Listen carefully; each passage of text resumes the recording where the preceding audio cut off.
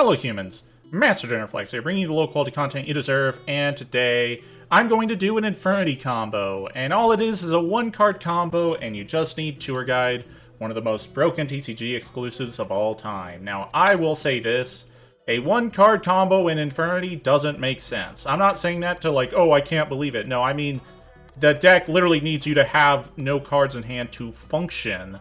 So a 1-card combo literally doesn't make sense. So even though, like, what I would normally do is say, oh, look at this. These are the number of random cards in hand you have to work with. Like, get up to 4 and like, oh, you can do whatever. No.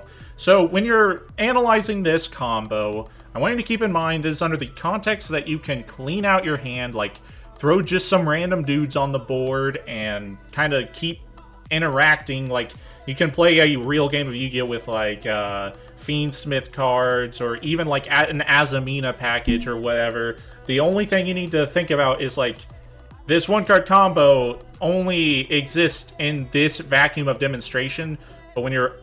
I'll actually show off a sample deck list, but when you're playing this deck, you're trying to clean out your hand, so we will just ignore this and assume this is in a vacuum. We will go ahead and normal summon Tour Guide, and that will allow us to summon Rhino out of the deck, Fiendish Rhino Warrior, and we will link these two off into Closed Moon, which you know what that means. So Rhino's going to trigger, and this is going to dump the new Bao, and this can search Mutiny in the Sky.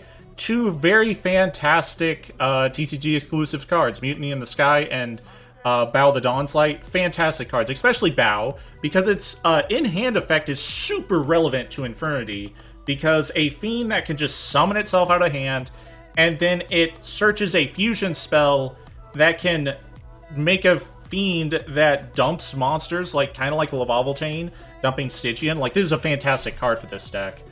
So that's 2 more TCG exclusives, so we're at 3.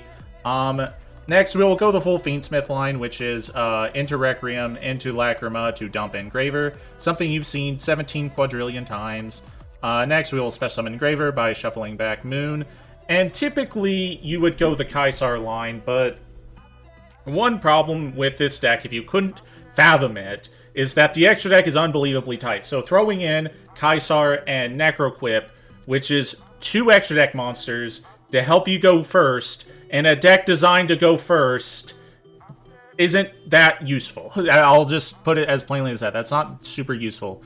So we are going to go ahead and summon Sequence, and we are going to shuffle everything back in this engine to summon Desiree. And this is where it's going to get kind of weird, because now we are going to activate Mutiny in the Sky, shuffle back these 2 Dark Fiends to special summon Aerial Eater, another fantastic TCG exclusive that acts as a pseudo-Stygian Street Patrol, not Stygian Street Patrol, Lavalval Chain to dump Stygian Street Patrol, which is really nice, but it can also dump other fiends. So we are on TCG exclusive number 4, and this is going to dump Eris, which is going to search Archfiend.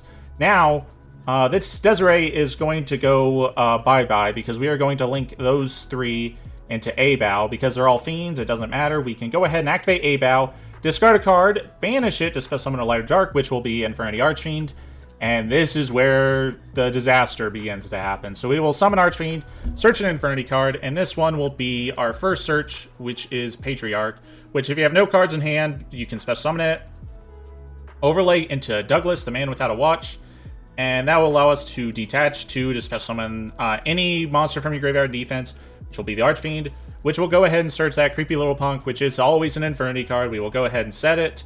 We will link these 2 off into Yama specifically, and that will matter later. And then we will activate that creepy little punk to summon Archfiend, and Archfiend will go ahead and search the best piece of outdoor furniture ever introduced, lawn chair. So we will go ahead and link those 2 off, which one of them is at link 2 for Sprint, and Sprint will go ahead and dump Sage, and Sage, while you have no cards in your hand and it's sent to grave, can dump an Infernity, which will be Necromancer. Next, we will send off the Launcher to special summon Necromancer and Sage. And the Necromancer will activate to special summon the Archfiend. And Archfiend will go ahead and get our first trap search here, which is Infernity Barrier. Fun fact, this card was a TCG exclusive, so we are on Tour Guide, Aerial Eater, Bao, Mutiny in the Sky, Infernity Barrier. So that is 5 TCG exclusives. We'll go ahead and set this, and then we will sync these 2 off into Ib, and that will allow us to go ahead and search World Legacy Succession, and we will activate Succession to go ahead and get Necromancer here. And this is the part you're going to have to give me a moment to think, because this is where I've messed up repeatedly. Now back to our regularly scheduled programming. I actually had to take a moment to like reflect on how this sequencing should go, because a lot of these old non-once per turn combo decks, they're not compatible backwards. Like, certain sequences have to be established exactly as is, otherwise you can end on an end board so much worse otherwise. But we are going to go ahead and resolve Succession to special summon the Necromancer.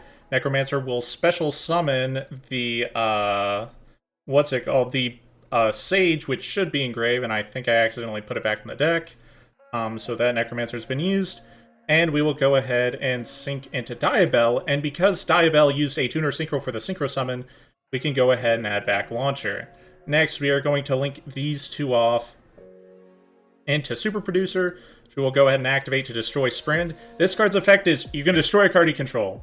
And then after doing that, you can do something with Abyss Actors. That's not relevant here. We could just blow up something, and that will allow Yama to trigger, which can special summon Necromancer, which can then special summon Archfiend, which will go ahead and get us our next Trap Search. And that trap will go ahead and be another barrier. Then we will link these two off into Muckraker. We'll send off the Launcher to go ahead and special summon Sage and Necromancer. Sage, a Dark Tuner, and Diabell could be made into Chaos Angel, but for this demonstration we will do Arms of Gen X Return 0, and you'll see why in a moment.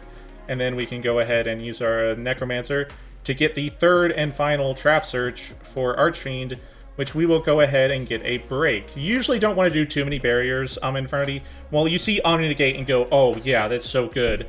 All of them are made online exclusively through a single monster being on board, so anything that can threaten it is organically not great. While Break also has the benefit of, like, if an Archfiend gets outed by like a Kaiju or Lava Golem, Break is still online, whereas Barrier, you have to have the Archfiend face up, but like multiple breaks, you don't even have to have an Infernity up. You just have to have no cards in hand and an Infernity card engraved. So regardless, now that we're at this sequence, we will go ahead and activate Mutiny Engrave, which will add itself back to hand, and then we will activate Muckraker, which we will send off to special summon a Fiend from our graveyard, which, guess what? He's back, and with sequence. So during our end phase, let's do, well, first off, we get the Aval back, which is another big beater, because we're going to have to go straight into our battle phase next turn, and that's important.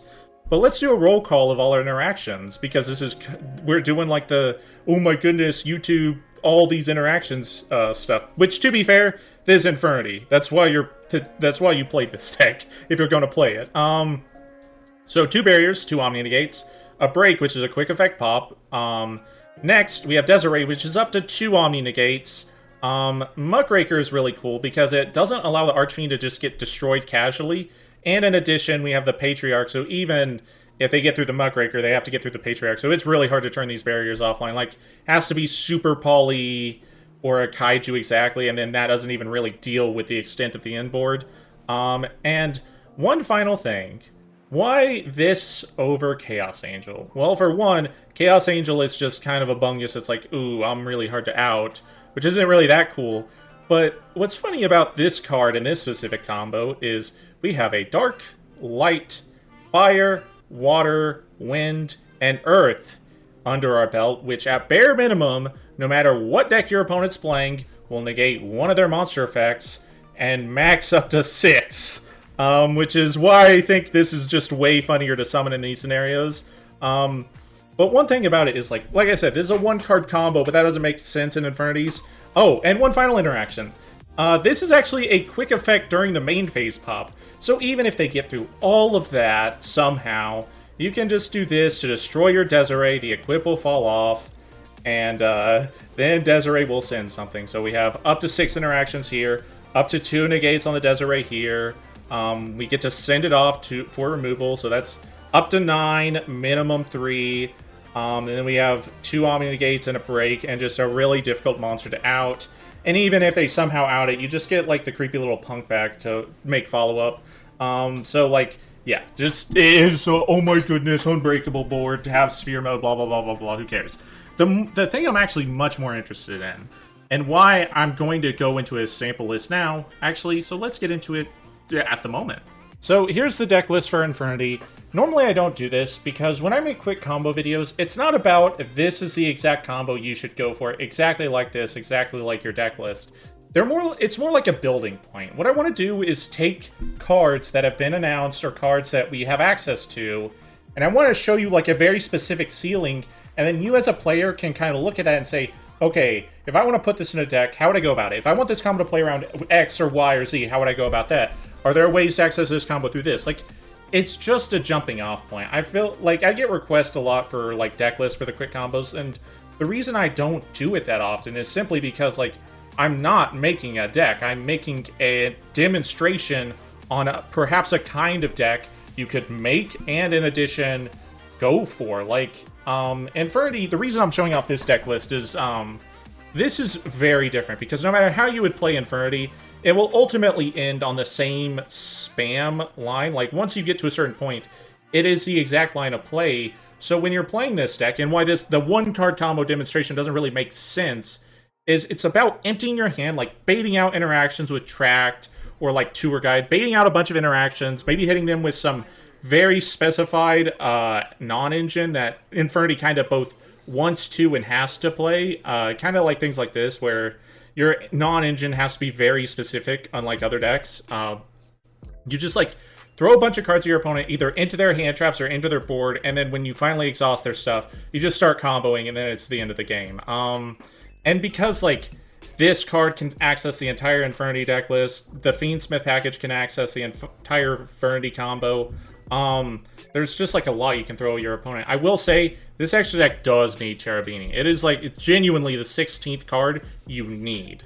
It's just very hard to find what you cut for it, because this is, like, the only combo card I didn't summon in that line was Evil Swarm Nightmare, but you usually summon this, when you get drolled. Like, if you go Archfiend Search Patriarch, and they droll you, at least you have a Nightmare, and, like, maybe an Engraver sometimes, and, like, you can fend off a turn and try to start playing on the next one, whereas, in other situations, that just wouldn't happen. So this extra deck is so unbelievably tight, and when I side, like, Succession comes out, so, like, 3 extra deck monsters come out, and 3 come in, so, like, it is one of those decks where you just kind of have to side extra deck monsters, but this one, unfortunately, needs to be in the main extra, which is kind of frustrating.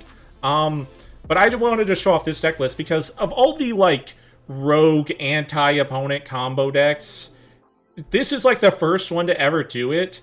And, like, while I was playtesting, it's, like, so not far off from playing real games, like, actually playing into your opponent's stuff, than, like, others. Like, Gladiator Beast would just fold to your opponent existing. Like, many of these other combo decks I was trying outside of, like, Teller Knights specifically, like, your opponent played a hand trap and the game ended. Whereas this one was shockingly not that, which is wild. Because, like, these cards can just bail you out of so many situations. Like, that's one of the cool parts about this card. But that's going to be it from me. Thank you all for watching. Hopefully you enjoyed this video.